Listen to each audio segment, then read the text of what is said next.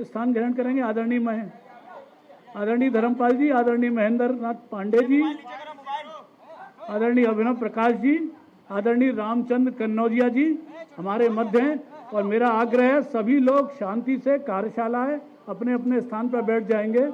मैं आग्रह करूंगा सबसे पहले अपने माननीय मुख्यमंत्री जी से, माननीय अध्यक्ष जी, माननीय डिप्टी सीएम, माननीय संगठन मंत्री जी से, मंचासीन अतिथियों से कि दीप प्रज्वलन कर और पुष्पार्चन कर कार्यक्रम का शुभारंभ करें इस कार्यशाला का।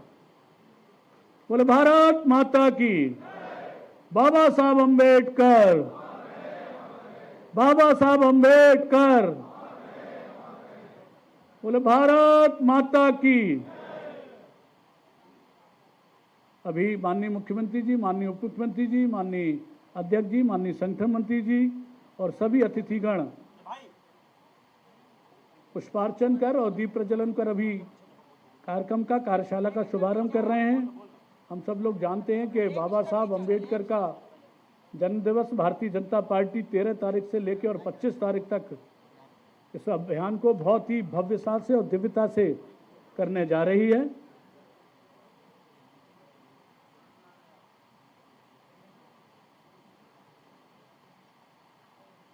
सभी लोग कार्यशाला है, एक तरह से प्रशिक्षण है।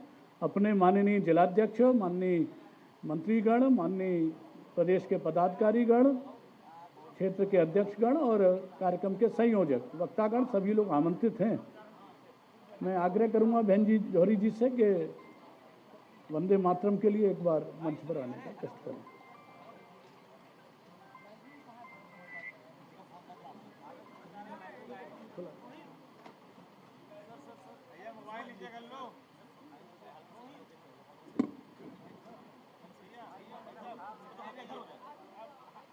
वंदे मातरम, वंदे मातरम, सुजलाम सुफलाम मलयज शीतलाम शस्य श्यामलाम मातरम, वंदे मातरम।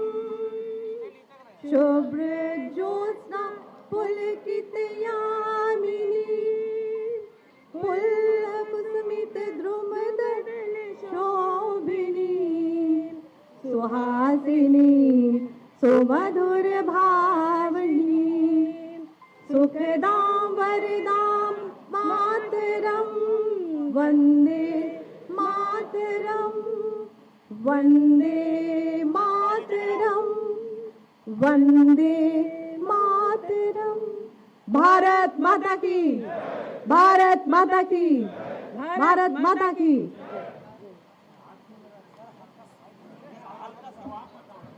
आज भागीरथी भवन में डॉक्टर भीमराव अंबेडकर सम्मान समारोह की ये कार्यशाला में मैं आग्रह करूंगा अपने प्रदेश सरकार के मंत्री आदरणीय असीम अरुण जी से कि हम सबके नेता यशस्वी मुख्यमंत्री आदरणीय योगी आदित्यनाथ जी का स्वागत करने का कष्ट करें।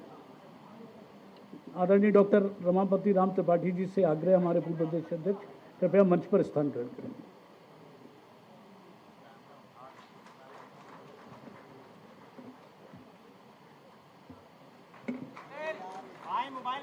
ये संविधान की पुस्तक आदरणीय असीम अरुण जी ने महाराज जी को भेंट करी है। मैं आग्रह करूंगा आदरणीय धर्मेंद्र सिंह जी से कि अपने प्रदेश के अध्यक्ष आदरणीय भूपेंद्र चौधरी जी का स्वागत करने का कष्ट करें। आदरणीय धर्मेंद्र सिंह जी, उसके बाद आदरणीय शंकर लाल लोधी जी से आग्रह है कि वो हमारे डिप्टी सीएम आदरणीय ब्रजेश पाठक जी का सम्मान करेंगे। आदरणीय शंकर लोधी जी,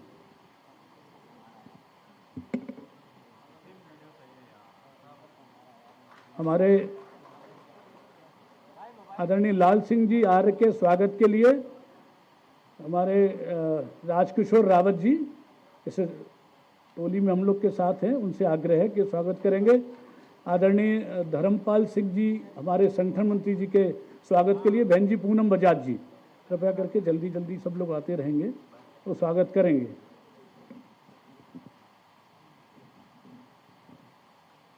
श्री आलोक सिंह जी से आग्रह है कि डॉक्टर महेंद्र नाथ पांडे जी का स्वागत करेंगे। आलोक सिंह जी। आदरणीय तरुण कांत त्रिपाठी जी, डॉक्टर रमापति राम त्रिपाठी जी हमारे पूर्व प्रदेश अध्यक्ष, उनका स्वागत करेंगे। बहन जी जल्दी करके आ जाए।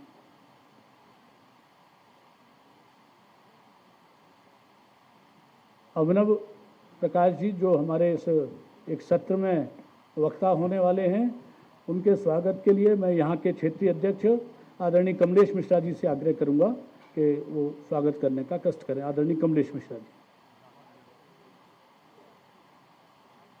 हमारे एससी मोर्चा के अध्यक्ष और इस अभियान टोली में हम लोग के साथ में हैं आदरणीय रामचंद्र कन्नौजिया जी के स्वागत के लिए मैं आग्रह करूंगा अखिल कुमार जी से। अखिल जी।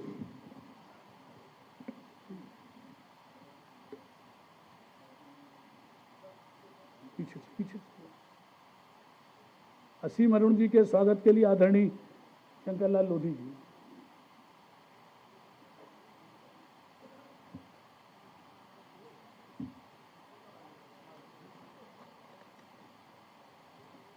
इस कार्यक्रम के शुभारंभ और अध्यक्षीय उद्बोधन के लिए मैं आदरणीय अपने यशस्वी प्रदेश के अध्यक्ष आदरणीय भूपेंद्र चौधरी जी से आग्रह करूंगा कि कार्यकर्ताओं का मार्गदर्शन करने की कृपा करें।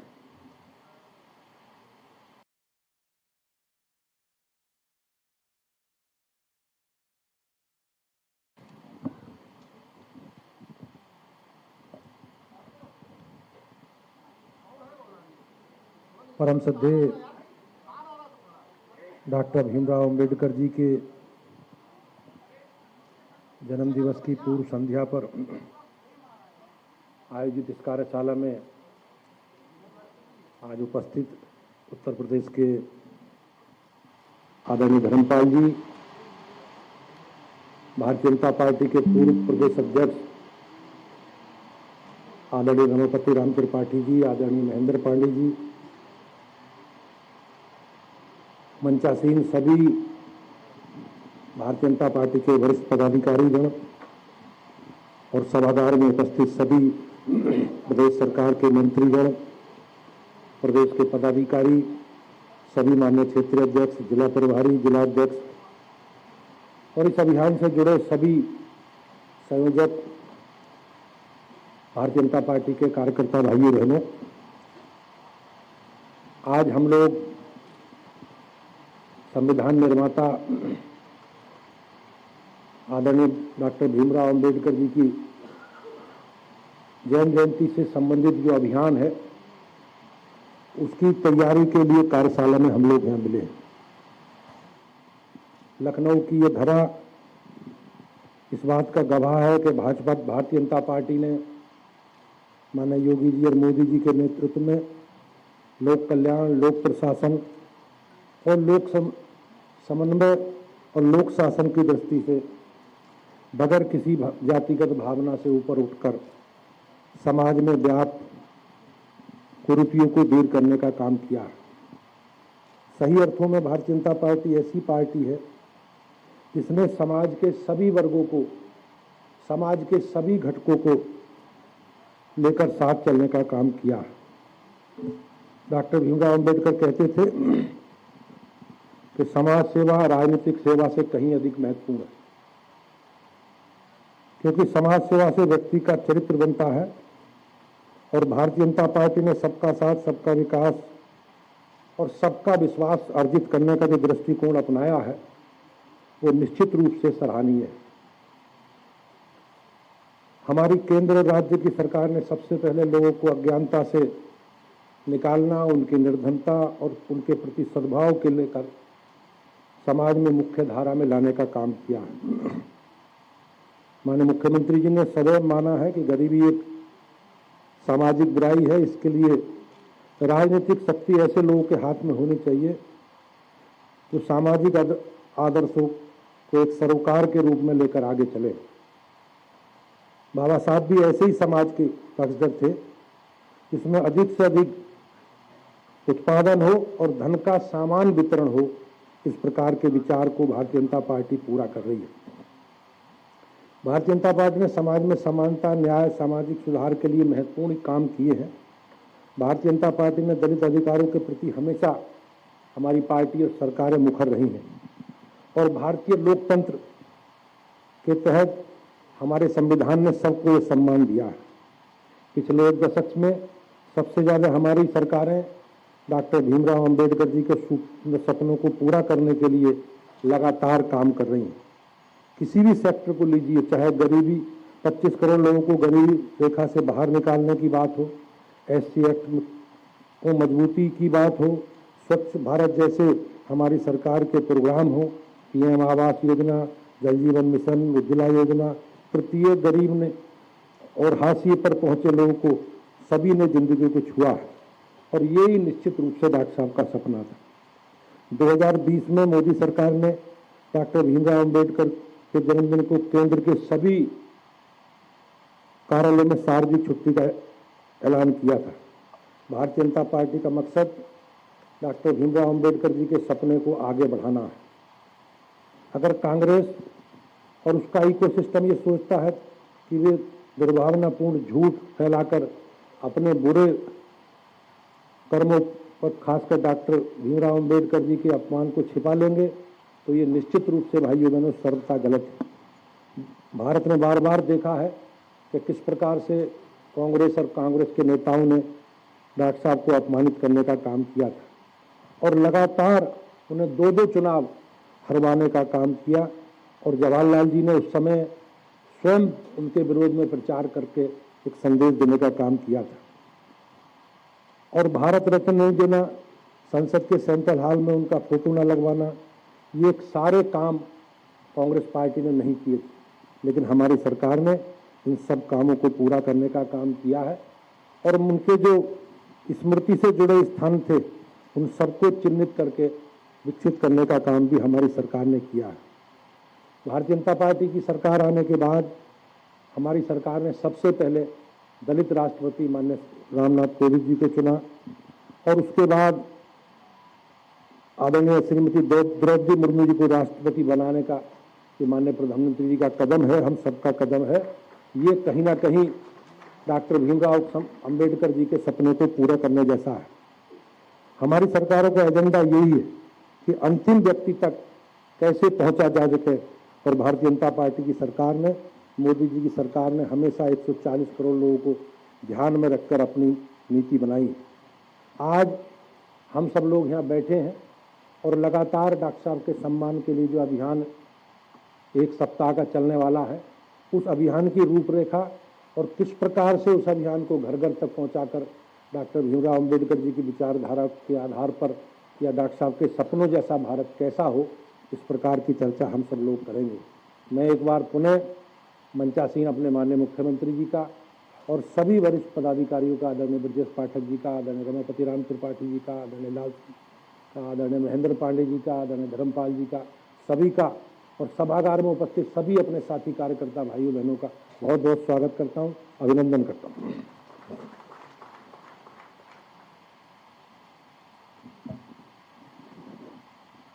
मैं आग्रह करूंगा अपने प्रदेश सरकार के उप मुख्यमंत्री आदरणीय ब्रजेश पाठक जी से कि वो अपना संबोधन देने की कृपा करें।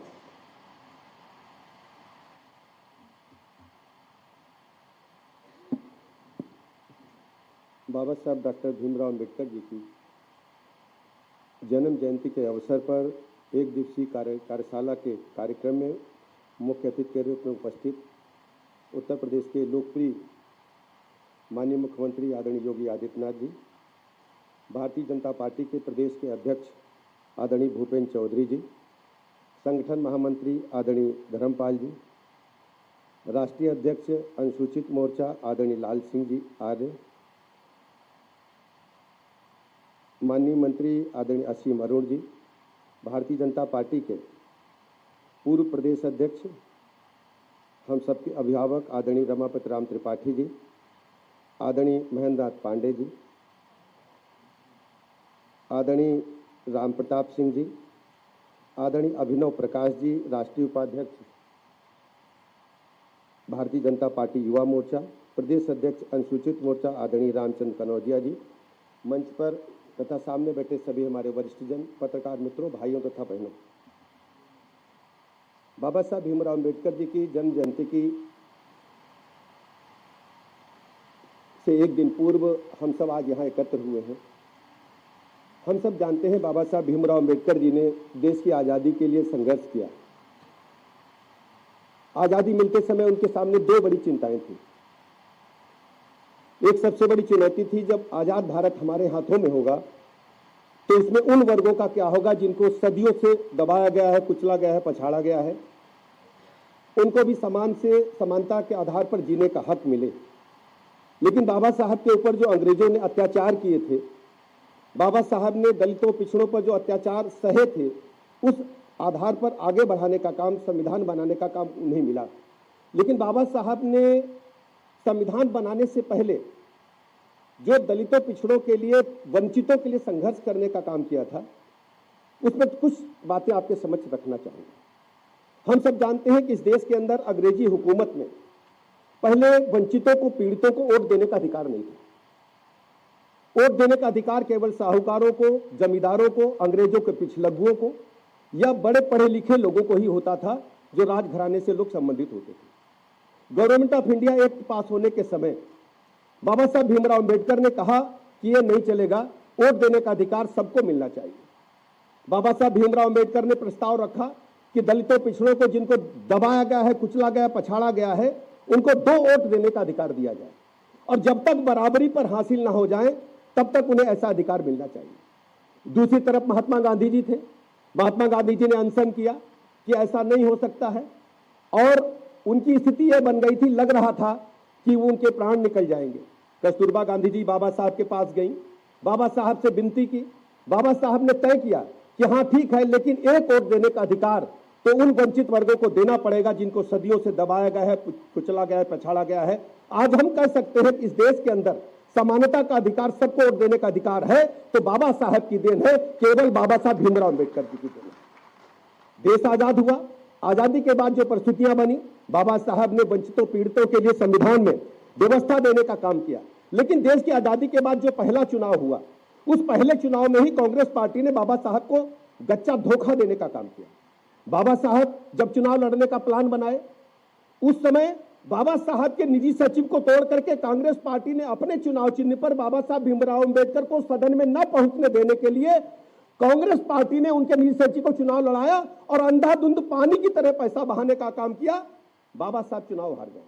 बाबा साहब अपनी ऑटोबायोग्राफी में लिखते हैं कि मेरे अनुयायियों, मेरे समर्थकों, हिंदुस्तान के लोगों, कांग्रेस पार्टी धोखेबाज पार्टी है, इसके चवन्नी के भी सदस्य मत बनिएगा। बाबा साहब भीमराव अम्बेडकर ने अपनी ऑटोबायोग्राफी में लिखने का काम किया। इस प्रकार हम कह सकते हैं कि बाबा साहब को लगातार धोखा देकर के ठगने का काम देश की जनता को कांग्रेस पार्टी, उस समय के कांग्रेस के जो सहयोगी दल थे, उन लोगों ने किया। बाबा साहब ने संविधान की रचना की, बराबरी का अधिकार देने का काम किया। बाबा साहब का मानना था शिक्षा एक ऐसा हथियार है जो सबको ग्रहण करना चाहिए, और जब तक सब लोग शिक्षा ग्रहण नहीं करेंगे, हिंदुस्तान को हम आजादी की जो परिकल्पना की उसको धरातल पर उतरना नहीं दे सकते। बाबा साहब के अंदर दूसरी ये सोच थी, सबको समानता का अधिकार मिलना चाहिए। बाबा साहब ने ये सब संविधान में रखने का काम किया। बाबा साहब ने हमेशा कहा कि समानता के अधिकार के लिए हम सबको काम करना है। बाबा साहब की सोच के मुताबिक आज हम कह सकते हैं कि देश के अंदर माननीय प्रधानमंत्री नरेंद्र मोदी जी ने वास्तव में धरातल पर उतार करके उनको सच्ची श्रद्धांजलि देने का काम किया है। आज हर गरीब को पक्का मकान मिल रहा है। कौन सोचता था गरीब को पक्का मकान मिलेगा?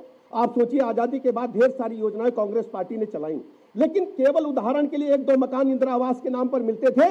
गरीब लालच भरी नजरों से देखा करता था।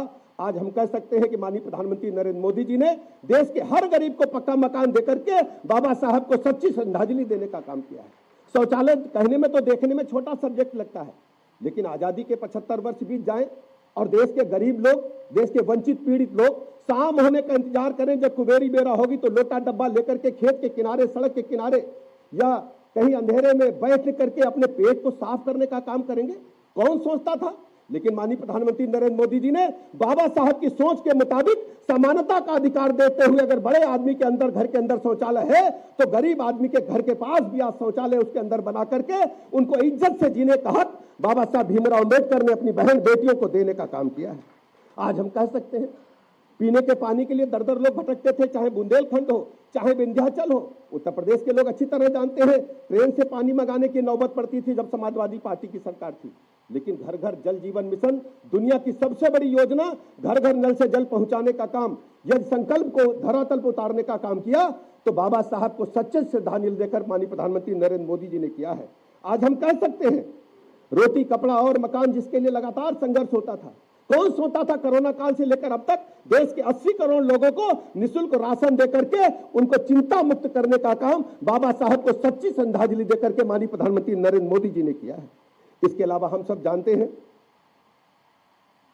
बाबा साहब के जो पंच तीर्थ हैं, कौन सोचता था लंदन में जहां बाबा साहब रखे, जब मकान नीलाम होने लगा, मुंबई में जहां बाबा साहब ने संघर्ष किया, उस मकान को जब बिकने की नौबत आ गई, बहू में कौन सोचता था जहां बाबा साहब ने जन्म लिया वहां के स्मारक एकदम खंडित पड़े थे। लेकिन माननीय प्रधानमंत्री नरेंद्र मोदी जी ने बाबा साहब के पंच तीर्थों को विकसित करके वास्तव में बाबा साहब को सम्मान देकर के इस देश के अंदर दलितों पिछड़ों के अंदर एक आत्मविश्वास की भावना जगाने का काम किया। इसलिए मैं आपके बीच में आज कहने के लिए आया हूं, समाजवादी पार्टी तरह तरह के हथकंडे अपनाती, अखबार में मैं देखता हूं समाजवादी पार्टी के लोग डिबेट में बैठ जाएं तो फेस नहीं कर सकते। यही समाजवादी पार्टी के लोग हैं बाबा साहब की सोच के मुताबिक जब आरक्षण का बिल संसद में लाया गया था, प्रमोशन रिजर्वेशन, इन लोगों ने बिल को फाड़ा था। वीडियो फुटेज आपके पास उपलब्ध होंगे, राज्यसभा टीवी पर आप देख सकते हैं। और ढेर सारे दलित समाज के भाई बहनों को डिमोट किया गया था। हमारे लालजी प्रसाद जी निर्मल बैठे हुए अच्छी तरह जानते हैं, जो दलितों की आवाज है, ब्रजलाल जी बैठे अच्छी तरह जानते हैं। समाजवादी पार्टी के कुकृत्यों को क्या दलित समाज कभी भूल पाएगा? इसलिए मैं आज आपके बीच में कहने के लिए आया हूं, हम लोग एक नारा देने का काम करेंगे, बाबा तेरा मिशन अधूरा, मोदी जी करेंगे पूरा। आप सब बराबरी से आवाज लगाने का काम करेंगे, बाबा तेरा मिशन अधूरा, बाबा तेरा मिशन अधूरा, बाबा तेरा मिशन अधूरा।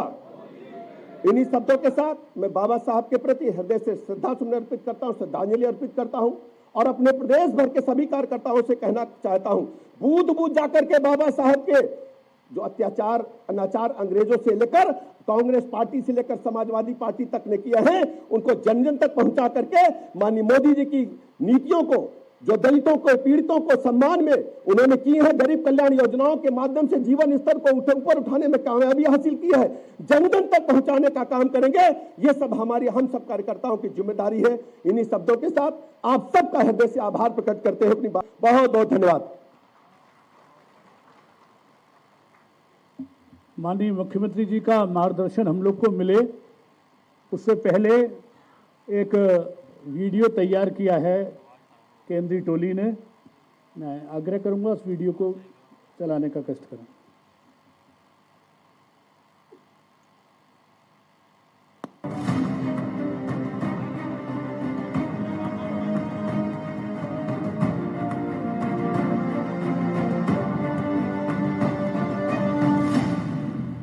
आंबेडकर एक दिल के दृष्टा थे, समाज के दबे कुचले लोगों को मुख्य धारा में लाने के लिए वो प्रतिबद्ध थे और एक लंबे सोच के साथ भारत को अगर विकसित होना है तो भारत का कोई अंग दुर्बल नहीं रहना चाहिए, ये चिंता बाबा साहब को सताती थी।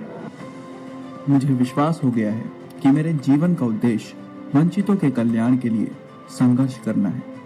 गरीबी में पले बड़े बाबा साहेब ने जीवन भर अपने इन शब्दों को निभाया और हाशिए पर ढकेल दिए गए समाज के कल्याण के लिए अपनी अंतिम सांस तक संघर्ष किया। बाबा साहेब के लिए जितना जरूरी दलितों का उत्थान था, उतना ही जरूरी था जातिवाद को समाप्त करके हिंदू सशक्तिकरण को बढ़ावा देना, ताकि सामाजिक विभाजन के कारण होने वाले नुकसान से देश को बचाया जा सके। एक तरफ बाबा साहेब ने देश की आर्थिक प्रगति के लिए भारत की मौद्रिक नीति की नींव रखी, तो वहीं रिजर्व बैंक ऑफ इंडिया की स्थापना में भी महत्वपूर्ण योगदान दिया। साथ ही देश की सुरक्षा के लिए भारत की रक्षा नीतियों पर अहम सुझाव भी दिए। बाबा साहेब ने वंचित छात्रों के लिए शिक्षा और छात्रवृत्ति के द्वार खोले, तो वहीं ऐतिहासिक पुणे समझौता करके राजनीति में दलितों के प्रतिनिधित्व का मार्ग भी सुनिश्चित किया। उन्होंने एक ऐसे भारत की कल्पना की जिसकी धरती से समानता, मानवाधिकारों की महक आती हो, जहां सफलता पाने में कोई पीछे न छूटता हो। ऐसे भारत के निर्माण के लिए ही उन्होंने संविधान की रचना की। संविधान जो भारत के 140 करोड़ लोगों को जीने का अधिकार देता है, प्रगति के अवसर देता है, समानता के रास्ते, आत्मनिर्भरता की। साहब अम्बेडकर जी की मेधा, संघर्ष और योगदान भारत के अतीत, वर्तमान और भविष्य के लिए सदा प्रेरणादायी थे, हैं और रहेंगे। लेकिन देश को बांटने वाली कांग्रेस को समाज की समानता कहाँ रास आने वाली थी। सो बाबा साहब का विरोध करने के लिए नेहरू से लेकर गांधी परिवार की चौथी पीढ़ी तक कांग्रेस ने कोई कसर बाकी नहीं छोड़ी। बाबा साहब के विरोध के साथ कांग्रेस ने विरोध किया। दलितों की प्रगति का, पिछड़ों के आरक्षण का और देश के संविधान का कांग्रेस का काला इतिहास इसकी गवाही दे रहा है। अंबेडकर जी को देश की पहली कैबिनेट से इस्तीफा क्यों दे दिया? अंबेडकर जी ने कई बार कहा कि अनुसूचित जातियों और जनजातियों से हुए व्यवहार से मैं असंतुष्ट हूं। सरकार की विदेश नीति से मैं असहमत हूं और आर्टिकल 370 से मैं असहमत हूं। इसलिए वो छोड़ना चाहते थे। उनको आश्वासन दिया गया, आश्वासन पूरा नहीं हुआ। उन्होंने इग्नोरेंस के चलते इस्तीफा दे दिया और एक श्री BC रॉय ने पत्र लिखा कि अंबेडकर और राजा जी जैसे दो महानुभाव मंत्रिमंडल छोड़ेंगे तो क्या होगा। तो नेहरू जी ने उनको जवाब में लिखा है, राजा जी के जाने से तो थोड़ा बहुत नुकसान होगा, अंबेडकर के जाने से मंत्रिमंडल कमजोर नहीं होता। नेहरू की बाबा साहब से नफरत तभी जाहिर हो गई थी जब अंबेडकर को संविधान ड्राफ्टिंग कमेटी का अध्यक्ष बनाने के लिए नेहरू का समर्थन नहीं मिला था। सन 1952 के चुनाव में बाबा साहेब को हराने के लिए षड्यंत्र करके न सिर्फ 78,000 वोट रद्द कराए गए, बल्कि चुनाव में हराने वाले नारायण कजरोलकर को 1970 में पद्म भूषण से सम्मानित भी किया गया। बाबा साहेब के विरोध के बावजूद नेहरू ने भारत की एकता को छिन्न भिन्न करने वाली धारा 370 को जम्मू कश्मीर में लागू किया। लेकिन 5 अगस्त 2019 को मोदी सरकार ने धारा 370 को समाप्त किया और बाबा साहेब की इच्छा को सम्मान दिया। जब हमारे यहाँ संविधान का निर्माण चल रहा था, तब संविधान निर्माताओं धर्म के आधार पर आरक्षण होना चाहिए कि नहीं होना चाहिए, इस विषय पर घंटों तक, दिनों तक गहन चर्चा की है, विचार विमर्श किया है और सबका मत बना है कि भारत जैसे देश की एकता और अखंडता के लिए धर्म के, संप्रदाय के आधार पर आरक्षण नहीं हो सकता है। सुविचारित मत था, ऐसा नहीं कि भूल गए थे, रह गया था। सोच विचार कर तय किया गया था कि भारत की एकता और अखंडता के लिए संप्रदाय और धर्म के आधार पर यह नहीं होगा। लेकिन कांग्रेस ने सत्ता सुख के लिए, सत्ता भूख के लिए, अपनी वोट बैंक को खुश करने के लिए धर्म के आधार पर आरक्षण का नया खेल खेला है, जो संविधान की भावना के खिलाफ है। आरक्षण विरोधी कांग्रेस ने न सिर्फ पिछड़ों को आगे बढ़ाने वाली मंडल आयोग और काका कालेलकर आयोग की सिफारिशों को अनदेखा किया, बल्कि आरक्षण लागू न करने के लिए नेहरू जी द्वारा मुख्यमंत्रियों पर दबाव भी बनाया गया। देश में एक समान नागरिक संहिता हो या धर्म के आधार पर आरक्षण का विरोध, नेहरू ने बाबा साहेब की हर बात को नजरअंदाज किया और अंत में बाबा साहेब ने नेहरू के मंत्रिमंडल से अपना इस्तीफा दे दिया। ये कांग्रेस ही है जिसने बाबा साहब का विरोध करके उन्हें 2 बार चुनाव जीतने नहीं दिया। कांग्रेस ने दशकों तक पुरानी संसद भवन के सेंट्रल हॉल में बाबा साहब की फोटो नहीं लगने दी। कांग्रेस की वजह से ही दशकों तक बाबा साहब को भारत रत्न तक नहीं दिया गया। जिन बाबा साहेब ने संविधान की रचना करके आजाद भारत के शरीर में प्राणों का संचार किया, उन डॉक्टर अंबेडकर को कांग्रेस 60 सालों तक भारत रत्न न दे सकी। लेकिन 1990 में भाजपा समर्थित सरकार द्वारा बाबा साहेब को देश के सर्वोच्च सम्मान भारत रत्न से सम्मानित किया गया। बाबा साहेब के अपमान की हर सीमा को पार करते हुए कांग्रेस ने ना तो उनकी समाधि को दिल्ली में जगह दी और ना ही संसद के सेंट्रल हॉल में उनका फोटो लगने दिया।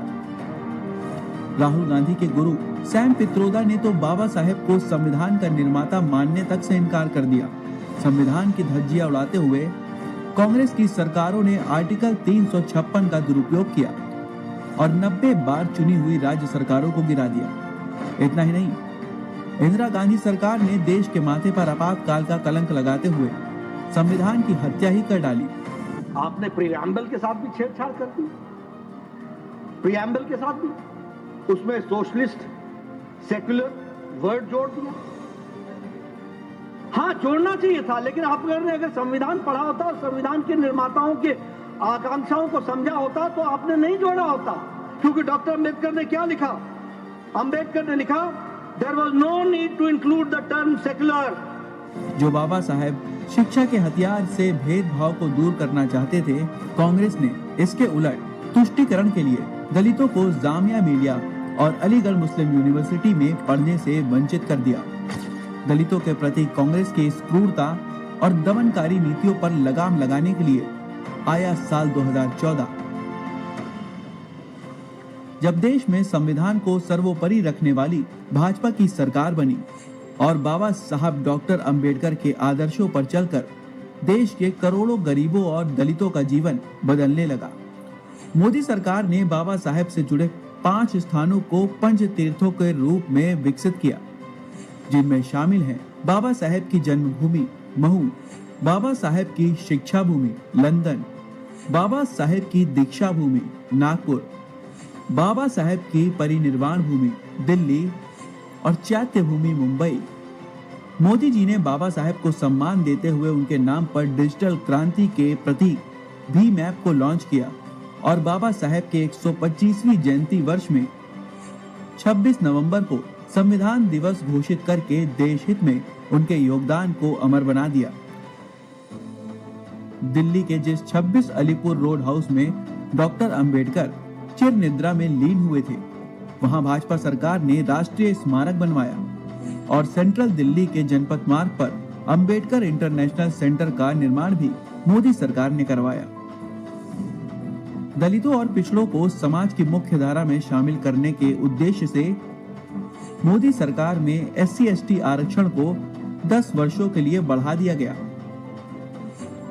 राष्ट्रीय पिछड़ा वर्ग आयोग को मोदी सरकार में संवैधानिक दर्जा मिला और आर्थिक रूप से कमजोर वर्ग के लिए आरक्षण की शुरुआत हुई।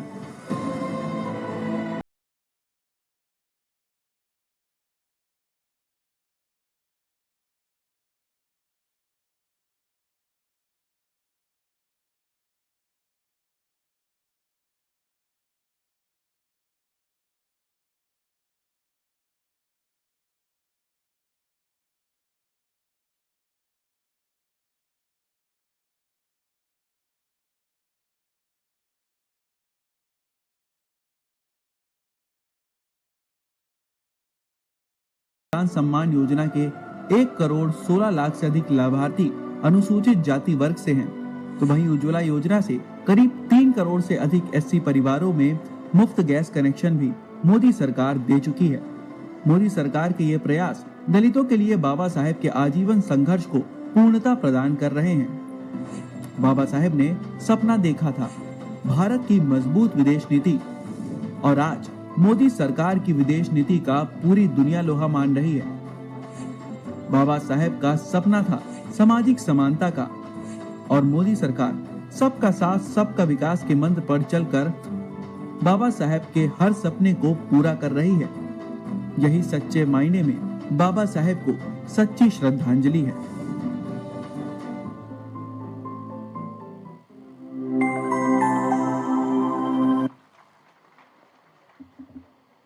बाबा साहब अम्बेडकर बाबा साहब अम्बेडकर। अब मैं प्रदेश सरकार के मुखिया, हम सब के नेता और लगातार सतत जनता के लिए काम करने वाले आदरणीय महाराज योगी आदित्यनाथ जी को आमंत्रित करता हूं कि आएं और कार्यकर्ताओं का मार्गदर्शन करने का कृपा करें।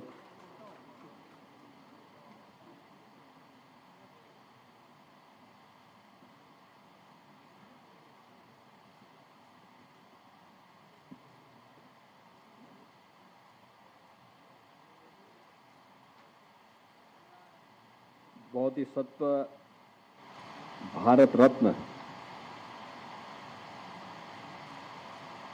बाबा साहब डॉक्टर भीमराव अंबेडकर जी की पावन जयंती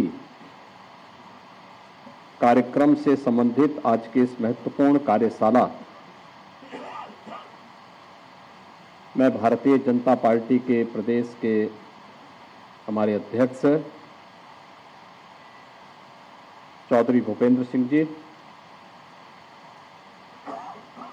उत्तर प्रदेश सरकार में मंत्रिमंडल के मेरे सहयोगी उप मुख्यमंत्री श्री ब्रजेश पाठक जी, समाज कल्याण विभाग के मंत्री श्री असीम अरुण जी, अनुसूचित जाति आयोग के राष्ट्रीय अध्यक्ष माननीय श्री लाल सिंह आर्य जी, भारतीय जनता पार्टी के प्रदेश के संगठन महामंत्री माननीय श्री धर्मपाल जी, भारतीय जनता पार्टी के पूर्व प्रदेश अध्यक्ष डॉक्टर रमापति राम त्रिपाठी जी, पूर्व केंद्रीय मंत्री और पूर्व प्रदेश अध्यक्ष डॉक्टर महेंद्र नाथ पांडे जी, प्रदेश अध्यक्ष अनुसूचित जाति मोर्चा श्री रामचंद्र कनौजिया जी, राष्ट्रीय उपाध्यक्ष युवा मोर्चा श्री अभिनव प्रकाश जी, इस कार्यक्रम के जो संयोजक हैं प्रदेश महामंत्री श्री राम प्रताप सिंह जी, भारतीय जनता पार्टी प्रदेश की इस विशेष कार्यशाला में उपस्थित प्रदेश सरकार में मंत्रिमंडल के मेरे सहयोगीगण, माननीय सांसदगण, विधायकगण, जिलाध्यक्षगण और विभिन्न मोर्चा प्रकोष्ठों से जुड़े हुए पदाधिकारी और उपस्थित बहनों और भाइयों, मैं आप सबका इस कार्यशाला में हृदय से स्वागत करता हूं, अभिनंदन करता हूं। बाबा साहब की जयंती की एक दिन पहले आयोजित कार्यशाला अगले 10-11 दिन की कार्य योजना को लेकर के भारतीय जनता पार्टी पूरे देश के अंदर एक विस्तृत कार्य योजना को लेकर के चल रही है। कार्यक्रम का उद्देश्य बहुत स्पष्ट है। पिछले 10 वर्ष में प्रधानमंत्री मोदी जी के नेतृत्व में भारतीय जनता पार्टी की केंद्र सरकार ने और विभिन्न राज्यों की भारतीय जनता पार्टी की सरकारों ने दलितों के लिए, वंचितों के लिए, पिछड़ों के लिए, महिलाओं के लिए कौन से कार्य किए हैं और उनकी उपलब्धि और रिजल्ट क्या है, और कौन से ऐसे कारक थे जो बाबा साहब भीमराव अंबेडकर के उस सपने को साकार करने में बाधक थे। क्योंकि जब हम सही तथ्य जनता जनार्दन के सामने रखेंगे ही नहीं तो स्वाभाविक रूप से जो लोग अब तक गुमराह करके अपनी राजनीतिक उल्लू सीधा करते रहे हैं, वे लोग इसी प्रकार से गुमराह करके देश के अंदर अव्यवस्था पैदा करके उन दलितों का, वंचितों का शोषण करते रहेंगे और राजनीतिक सीढ़ियों पर चढ़ करके सत्ता की ऊंची दुकानों के पकवानों का स्वाद लेकर के दलितों को, गरीबों को, वंचितों को उनके अधिकारों से ऐसे ही वंचित करते रहेंगे। और इसलिए एक विस्तृत कार्य योजना के साथ भारतीय जनता पार्टी प्रदेश की कार्यशाला आज यहां पे आयोजित हो रही है। यद्यपि ये कार्यशाला 3 दिन पहले होनी थी, लेकिन गांव-गांव संपर्क के कार्यक्रम के कारण ये आज हुई है। आज का मुख्य कार्यक्रम बाबा साहब भीमराव अंबेडकर की जहां कहीं भी प्रतिमा है, उनके नाम पे जहां कहीं भी पार्क हैं, आज भारतीय जनता पार्टी के कार्यकर्ता, जनप्रतिनिधि और सरकार के अधिकारीगण वहां पे स्वच्छता के एक विशेष कार्यक्रम के साथ जुड़ रहे हैं और उन्हें सम्मानित करके उन कार्यक्रमों को आगे बढ़ाने का काम कर रहे हैं। और कल के लिए जैसे 2020 में केंद्र सरकार ने राजकीय अवकाश घोषित करते हुए प्रत्येक केंद्रीय कार्यालयों में यह व्यवस्था सुनिश्चित की थी कि बाबा साहब भीमराव अंबेडकर से जुड़े हुए उन मूल्यों पर, उन आदर्शों पर न केवल चर्चा की जाए, बल्कि बाबा साहब भीमराव अंबेडकर के प्रति अपनी श्रद्धांजलि को व्यक्त करने के विशेष आयोजन भी किए जाएं। और वैसे ही प्रदेश सरकार ने भी कल एक सार्वजनिक अवकाश के साथ साथ बाबा साहब भीमराव अंबेडकर की प्रतिमा और पार्कों में पुष्पांजलि कार्यक्रम के साथ साथ चर्चा परिचर्चा करके इन मूल्यों को, इन आदर्शों को आगे बढ़ाने के लिए एक विशेष अभियान प्रारंभ किया है। और उसी तर्ज पर आज इस कार्यशाला के साथ हम सब जुड़ने का कार्य कर रहे हैं।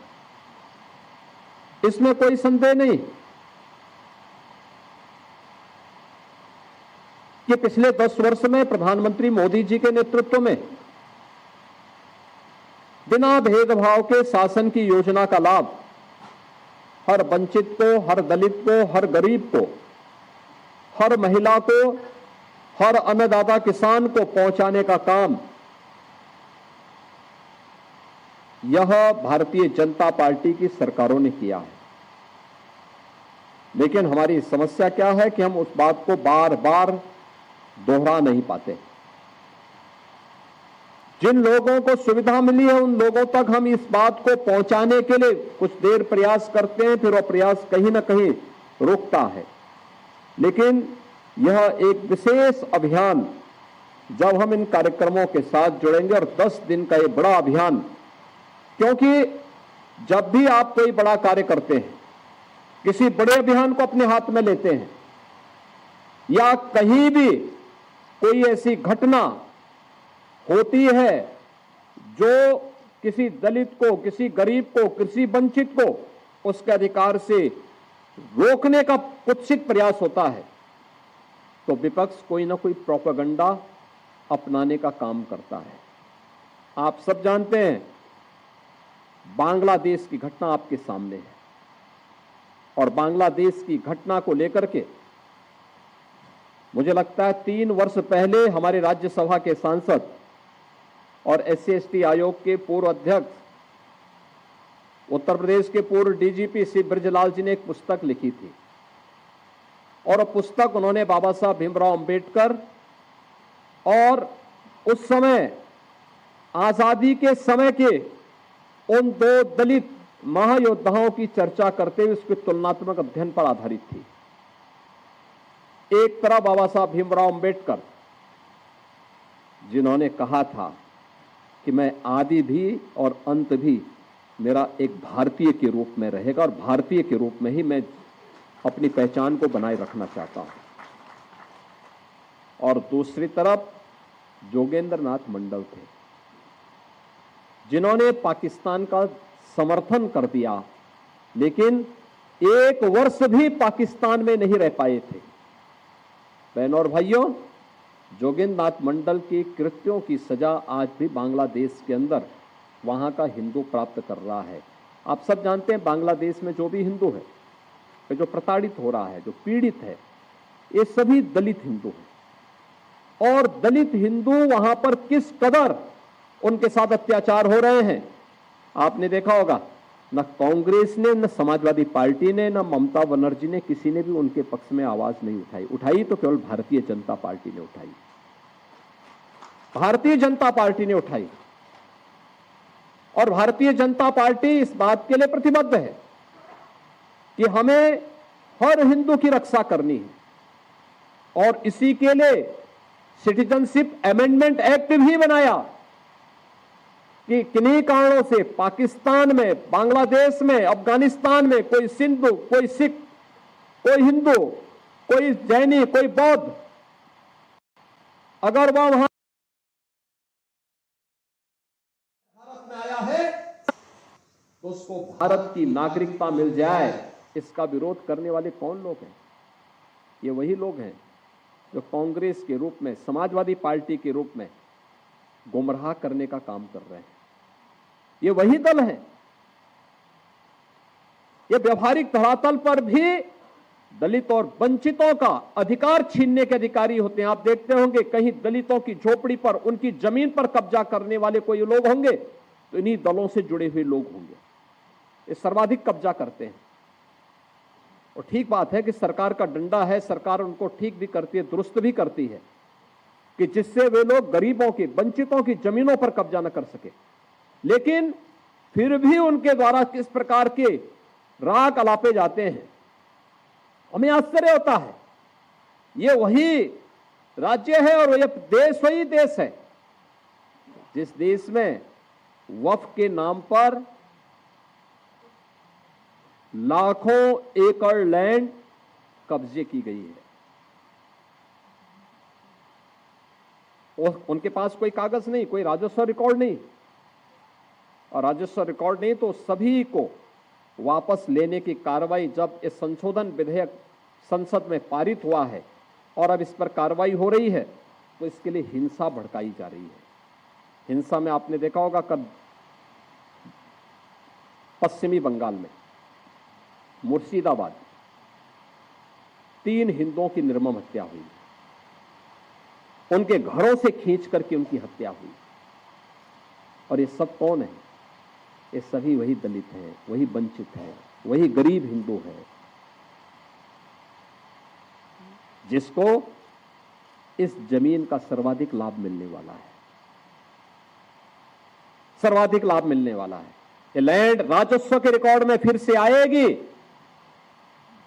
तो एक गरीब भी हाई राइज बिल्डिंग का, मल्टी स्टोरी बिल्डिंग का लाभ उठा पाएगा, उसको भी वहां अच्छे फ्लैट सरकार बना करके उपलब्ध करवा देगी।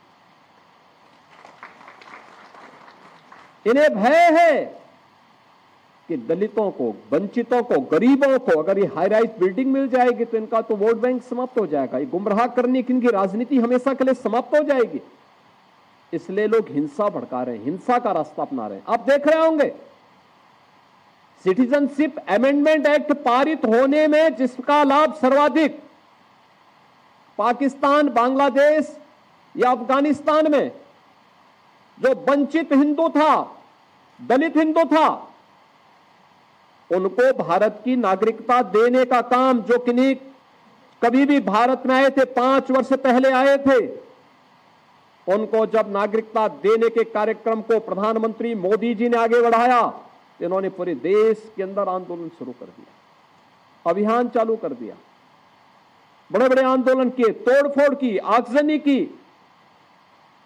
लेकिन सरकार ने भी दृढ़ता के साथ उसका सामना किया और सामना करते हुए आज इस नागरिकता देने का कार्यक्रम प्रारंभ किया है। कहां जाएगा? पाकिस्तान में, बांग्लादेश में पीड़ित हिंदू कहां जाएगा? और हिंदुस्तान की तरफ ही आएगा। दुनिया के अंदर कहीं भी कोई पीड़ित हिंदू होगा, वह आकर के अंततः हिंदुस्तान में ही आएगा और वह भारत में आकर के ही शरण लेने के लिए मजबूर होता है। लेकिन कांग्रेस और समाजवादी पार्टी या टीएमसी जैसे दल हमेशा इसमें बाधक रहे हैं और उन लोगों ने उन्हें दोयम दर्जे का नागरिक बनाने का काम किया, शरणार्थी के रूप में रखा। लेकिन भारतीय जनता पार्टी ने उन्हें अपनाया। ऐसे ही वक्फ संशोधन अधिनियम में भी इन लोगों ने वही हिंसा कर रहे हैं, धमकी दी जा रही है, फिर अव्यवस्था पैदा करने का प्रयास हो रहा है, क्योंकि इन्हें भय है कि वो लैंड अगर राजस्व के खाते में वापस आएगी तो गरीबों को मिलेगी, हॉस्पिटल बनेंगे, मेडिकल कॉलेज बनेंगे, शिक्षा के अच्छे केंद्र बनेंगे, अटल आवासीय विद्यालय जैसे विद्यालय बनेंगे तो श्रमिकों की और वंचितों के बच्चों को वहां पढ़ने की आवाज से शुद्ध अच्छी व्यवस्था मिलेगी। इसलिए ये लोग उस कार्यक्रम को आगे नहीं बढ़ाने देना चाहते। बहनों और भाइयों, और जब इन मुद्दों की ओर से जनता का ध्यान हटाने के लिए आज कांग्रेस हो या समाजवादी पार्टी, ये राष्ट्र नायकों के अपमान पर उतारू हो चुकी है। ये राष्ट्र नायकों का अपमान करने पर उतारू हो चुकी। याद करिए 2012 में जब समाजवादी पार्टी की सरकार इस प्रदेश में बनी थी, समाजवादी पार्टी के तत्कालीन प्रदेश सरकार के मुखिया के रूप में उस सरकार के मुख्यमंत्री ने पहली घोषणा क्या की थी? उन्होंने कहा था जितने भी ये सामाजिक न्याय के स्थल बना दिए गए हैं इनको तुड़वाएंगे। और उस समय उन्होंने कहा था कि इनमें हम मैरिज हॉल खुलवाएंगे। आप देख रहे हैं ना, ये मानसिकता इनकी थी। उन्होंने किया भी। इसी लखनऊ में मान्यवर कांसी राम जी के नाम पर विश्वविद्यालय बना था, उसका नाम बदल दिया। सहारनपुर में बना था मेडिकल कॉलेज, उसका नाम बदल दिया। कन्नौज में मेडिकल कॉलेज बाबा साहब भीमराव अंबेडकर के नाम पे बना था, नाम बदल दिया। जब असीम अरुण जी ने मेरे सामने इस बात को रखा कि ये तो बाबा साहब के नाम पे था और बाबा साहब के नाम पर बने हुए मेडिकल कॉलेज का नामकरण इन्होंने बदलने का काम किया है। बहनों और भाइयों, तो फिर उसी कन्नौज में हम लोग जाकर के इस बात की घोषणा की कि नहीं, इसका नाम फिर से बाबा साहब भीमराव अंबेडकर के नाम पर ही होना चाहिए। और हम लोगों ने उस कार्यक्रम को वहां पर फिर से, नामकरण के कार्यक्रम को फिर से वहां पे संपन्न किया। बहनों और भाइयों, किस कदर ये लोग उन महापुरुषों को जो सामाजिक न्याय के प्रतीक हैं, कैसे उनको अपमानित करते रहे, कैसे उनके खिलाफ षड्यंत्र करते रहे, ये सभी उदाहरण हमारे सामने हैं। आज भी ये लोग इसी प्रकार का विस्मरण करने का काम कर रहे हैं। कैसे करते हैं? महाराष्ट्र में छत्रपति शिवाजी महाराज के खिलाफ वक्तव्य देते हैं। औरंगजेब को वहां पर औरंगजेब की का महिमा मंडन करने का काम कर रहे हैं। आपको याद होगा 3 वर्ष पहले जब हम लोग प्रदेश के अंदर रन फॉर यूनिटी के रूप में लौह पुरुष सरदार वल्लभ भाई पटेल के जन्मदिन के कार्यक्रम के साथ जुटे हुए थे, तो समाजवादी पार्टी उस दिन भारत के तोड़क जिन्ना का महिमा मंडन समाजवादी पार्टी के मुखिया कर रहे थे। याद करिए, जिन्ना का स्मरण कर रहे थे। और जब भारत के अंदर भारत के किसी महापुरुष को सम्मान देने की बात आती है तो ये लोग कोई ना कोई ऐसा प्रोपेगेंडा अपनाएंगे जिससे समाज को आपस में बांटने का काम किया जा सके। चाहे वह छत्रपति शिवाजी महाराज का अपमान हो, चाहे वह लौह पुरुष सरदार वल्लभ भाई पटेल का अपमान हो, और चाहे वह महाराणा प्रताप और महाराणा सांगा का अपमान या बाबा साहब भीमराव अंबेडकर का अपमान, ये उसी श्रृंखला का हिस्सा है जो कांग्रेस और समाजवादी पार्टी का डीएनए अब तक करता रहा है। ये लगातार इस षड्यंत्र के हिस्से रहे हैं। लेकिन जब चुनाव आता है तो चुनाव के समय ये लोग कोई एक फर्जी पुस्तिका हाथ में रख करके बाहर ही प्रिंट करवा करके, भारत का संविधान उसमें प्रिंट करवा करके, और फिर जगह जगह जाकर के जनता के सामने किस तरीके से एक मायाजाल फैलाने का काम करते हैं, आपने गत लोकसभा चुनाव में देखा होगा। किस किस प्रकार के वक्तव्य इन्होंने दिए, कैसे कैसी बातें इन्होंने उस समय कही, ये किसी से छुपा हुआ नहीं है। और इसीलिए आज फिर मैं आपसे कहने के लिए आया, ये जो 10 दिवसीय विशेष अभियान चलेगा, ये उसी अवेयरनेस का हिस्सा है, जिस कार्यक्रम को आज पूरे देश के अंदर कौन सी योजनाएं हैं, कौन सी योजनाएं दी गई हैं, कौन लोग थे जो बाबा साहब भीमराव अंबेडकर का अपमान करने वाले थे। यहां पे अभी डिप्टी सीएम से ब्रजेश पाठक जी कह रहे थे 1952 में बाबा साहब को इन्होंने चुनाव हरवाए। बाबा साहब की जो संसदीय सीट थी उसके एक बड़े भाग को जहां से वे चुनाव जीत सकते थे, हिंदू बाहुल्य क्षेत्र था, उसको काट करके पाकिस्तान की तरफ भेजने का, पाकिस्तान को दे दिया गया। इन्होंने यह भी साजिश कही कि बाद में बाबा साहब को 1952 का पहला चुनाव, आम चुनाव जब हुआ था, उसमें भी इन्होंने हराने का काम किया था। 78,000 से अधिक वोट गिनती से बाहर कर दिए गए थे, जिससे बाबा साहब चुनाव पराजित हुए।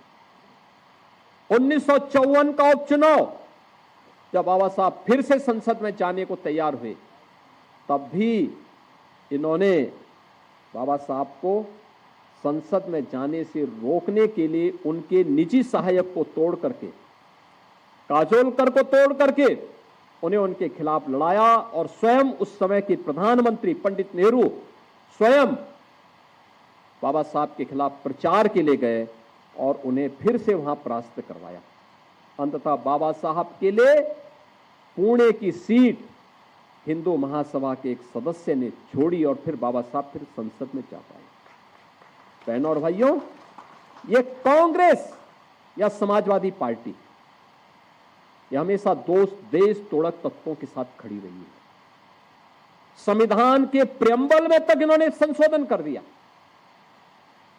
अभी हम लोगों ने पिछले सत्र में प्रत्येक सदस्य को संविधान के मूल प्रति, जो 26 नवंबर 1949 को बाबा साहब ने संविधान का मसौदा तैयार करते समय संविधान सभा को सौंपा था, उस संविधान की मूल प्रति जिसमें बाबा साहब के हस्ताक्षर भी हैं, मसौदा समिति के अन्य सदस्यों के हस्ताक्षर हैं, वह प्रति हमने सभी माननीय सदस्यों को, विधानसभा और विधान परिषद के सभी सदस्यों को सौंपी थी, भेंट की थी। और इसलिए भेंट की थी कि हर सदस्य इस बात को समझ सके कि वास्तव में संविधान के मूल में क्या है, मूल यानी उसकी प्रस्तावना क्या है और प्रस्तावना में किस तरीके से इन्होंने छेड़छाड़ करके, प्रस्तावना का मतलब उस ग्रंथ की आत्मा के साथ ही इन्होंने खिलवाड़ करने का काम किया और एक खिलवाड़ भी कांग्रेस ने किया। यानी पहले बाबा साहब को चुनाव हरवाया, बाबा साहब के स्वर्गवास होने पर, उनके महापरिनिर्वाण होने पर उन्हें दिल्ली में अंतिम संस्कार नहीं करने दिया गया, उनका स्मारक कांग्रेस ने नहीं बनने दिया और बाद में 1976 में देश के संविधान में ही, उसकी प्रस्तावना में ही संशोधन करके ऐसे शब्द डाल दिए गए जिनके खिलाफ स्वयं बाबा साहब ने स्वयं भी तर्क दिए थे। बहनों और भाइयों, सही मायने में अगर आप देखेंगे तो बाबा साहब भीमराव अंबेडकर का वास्तविक सम्मान, उनके मूल्यों, उनके आदर्शों को सही प्रकार से सम्मानित करने का काम अगर किसी ने किया तो प्रधानमंत्री मोदी जी ने किया। बाबा साहब के पंच तीर्थ, उनकी जन्मभूमि मऊ मध्य प्रदेश, दिल्ली में रह करके जहां उन्होंने अपने सार्वजनिक जीवन के कामकाज को निपटाया और उनका महापरिनिर्वाण हुआ, वहां पर डॉक्टर अंबेडकर इंटरनेशनल सेंटर की स्थापना करने का काम, जहां उन्होंने उच्च शिक्षा अर्जित की थी इंग्लैंड के उस भवन को लेकर के फिर वहां पे बाबा साहब का स्मारक और भारत से जाने वाले अनुसूचित जाति के युवकों के लिए विशेष स्कॉलरशिप देकर के उच्च शिक्षा अध्ययन के लिए विशेष व्यवस्था देना, बाबा साहब की दीक्षा भूमि नागपुर या फिर चैत्य भूमि मुंबई, इन 5 स्थानों को पंचतीर्थ के रूप में विकसित करने का काम अगर किसी ने किया है तो भारतीय जनता पार्टी ने किया है। बाबा साहब भीमराव के सपने को साकार करने का काम किसी ने किया तो प्रधानमंत्री मोदी जी ने किया है। बहनों और भाइयों, यही नहीं, उत्तर प्रदेश में प्रधानमंत्री मोदी जी की प्रेरणा से हम लोग लखनऊ में भी बाबा साहब भीमराव अंबेडकर का एक इंटरनेशनल सेंटर और सांस्कृतिक केंद्र की स्थापना, उनका स्मारक और उनका एक सांस्कृतिक केंद्र भी स्थापित कर रहे हैं, जहां पर बाबा साहब भीमराव अंबेडकर के दर्शन पर शोध हो सके, लोग कार्य कर सके। कौन ऐसा महामानव था जिसने अपमान सह करके भी भारत और भारतीयता के लिए पूरा जीवन लगाया? वो कौन महामानव था जिसने देश की बदहाली के खिलाफ आवाज उठाई थी, गरीबों और वंचितों को उनका अधिकार देने का काम किया था? कौन वह महामानव था जिसने तंगहाली में, गरीबी में जीवन यापन करते हुए भी दुनिया की उच्चतम डिग्री, शिक्षा की उच्चतम डिग्री लेकर के भारत को आगे बढ़ने का काम किया था?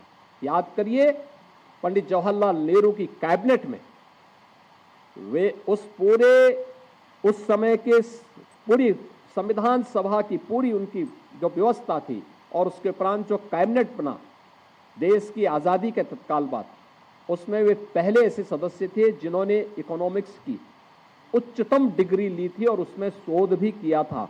और कैबिनेट की उस समिति में चाहे वह विदेश नीति पर, चाहे वह आर्थिक नीति पर या वित्त संबंधी अन्य महत्वपूर्ण मुद्दों पर चर्चा करने के लिए, उसमें किसी में भी कांग्रेस ने बाबा साहब भीमराव अंबेडकर को स्थान नहीं दिया था। ये कांग्रेस की वे चालें हैं जो वह लगातार करती रही है और आज भी वह उस साजिश का शिकार पूरे देश को बना रही है। तो वही कांग्रेस हो या समाजवादी पार्टी, टीएमसी हो या वामपंथी दल, ये लगातार बाबा साहब भीमराव अंबेडकर के खिलाफ, सामाजिक न्याय के पुरोधाओं के खिलाफ षड्यंत्र रचते रहे। और इन सभी को यह समय है जब बाबा साहब भीमराव अंबेडकर की पावन जयंती के अवसर पर इन मुद्दों को लेकर के हम हर दलित बस्ती में, वंचित बस्ती में जाएं और वहां पर वास्तविक रूप से सभी तथ्य रखें। लोगों को ये भी बताएं कि आखिर आजादी के 70 वर्षों में आपके घर क्यों नहीं बन पाए थे, आपको जमीन का पट्टा क्यों नहीं हो पाया था, आपको पेंशन की सुविधा से और छात्रवृत्ति की सुविधा से क्यों वंचित किया गया था, आपको स्वास्थ्य सुविधा के लिए आयुष्मान भारत का कार्ड क्यों नहीं मिल पाया था, आपको राशन कार्ड की सुविधा से वंचित किसने रखा था, आप लोगों को वैवाहिक व्यवस्था के साथ जुड़ते हुए मुफ्त की सुविधा देने का जो आपका अधिकार था उससे किसने वंचित रखा था, आपको नौकरियों से किसने वंचित रखा था। और आपको यह व्यवस्था बढ़ करके नारी वंदन अधिनियम तक पहुंच करके समाज की उन सभी वंचितों को जो अब तक इन सुविधाओं से वंचित थे, देश की संसद और विधानसभा में जाने तक का भी मार्ग प्रधानमंत्री मोदी जी ने प्रशस्त किया है। इन 10 दिवसीय कार्यक्रमों के लिए अभी से कार्यक्रम आगे बढ़े और मेरा विनम्र आग्रह होगा, यहाँ पे हमारे अनुसूचित जाति के राष्ट्रीय अध्यक्ष श्री लाल सिंह आर्य जी भी आए हैं।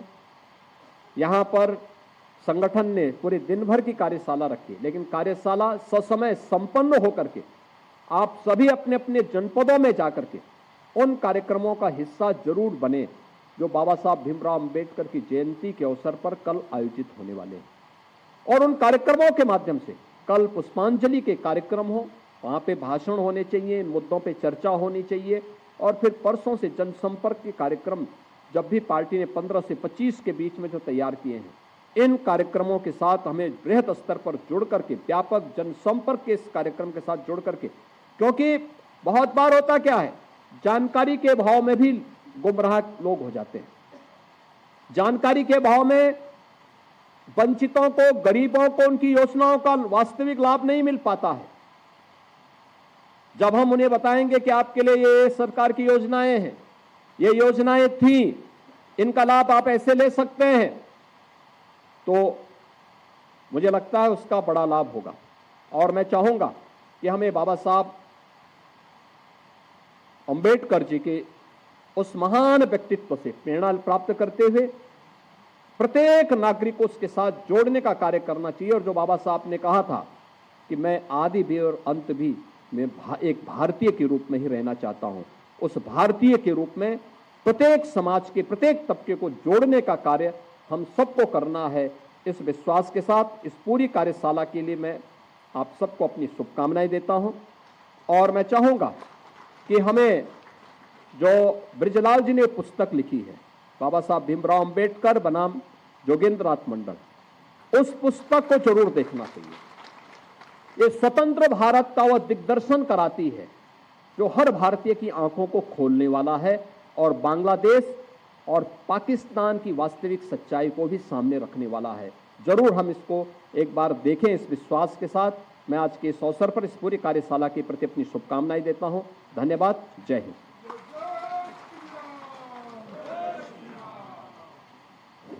ये सत्र का समापन हो उससे पहले माननीय मुख्यमंत्री जी, माननीय उप मुख्यमंत्री जी और सभी नेतागण हमारे मंच पर हैं। नए जो हमारे अध्यक्ष बने उनका एक बार तालियों से जोरदार स्वागत करने का पहला कार्यक्रम लखनऊ में है, उनका एक बार सभी का सम्मान। और अभी 15 मिनट का ब्रेक रहेगा, उसके बाद लाल सिंह आर्य जी का मार्गदर्शन मिलेगा, अभिनव जी का और धर्मपाल जी अपने संगठन मंत्री जी का मार्गदर्शन मिलेगा। मैं इस सत्र के समापन की घोषणा करता हूं और महाराज जी जब निकल जाएंगे उसके बाद अपन लोग यहाँ से उठेंगे। तो एक बार बोले भारत माता की, बाबा साहब अम्बेडकर, बाबा साहब अम्बेडकर। सभी चाय है, चाय पर सभी लोग से आग्रह है, मंचासीन अधिकारी नेतागणों से भी आग्रह है कि चाय पीकर ही जाएं।